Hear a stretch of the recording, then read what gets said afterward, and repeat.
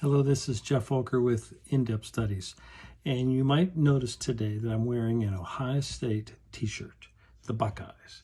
Now, I should give the proper shout out to John Mergel. John sent me the t-shirt. He is a Buckeye fan, and I promise that if you send me the t-shirt, I will wear it for Geoff's Thoughts.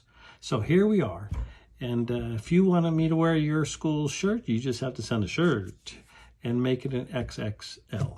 But more importantly, today we're looking at John chapter 13, verses 10 and 11. The context is Jesus washing the disciples' feet. And in verse 9, Peter says, don't just wash my feet, but my hands and my head as well. In verse 10, Jesus answered and said, those who have had a bath need only to wash their feet. Their whole body is clean. And you are clean, though not every one of you. For he knew who was going to betray him. And that was why he said, not everyone was clean. In my opinion, this is the first place where it seems quite clear that the disciples, minus Judas, were actual believers. I mean, the whole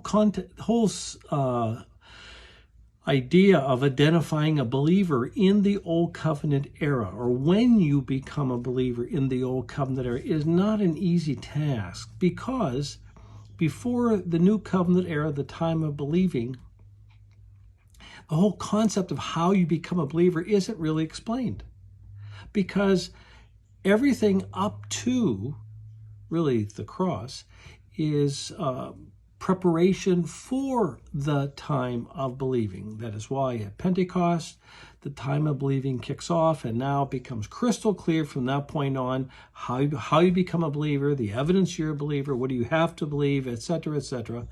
And so this is important.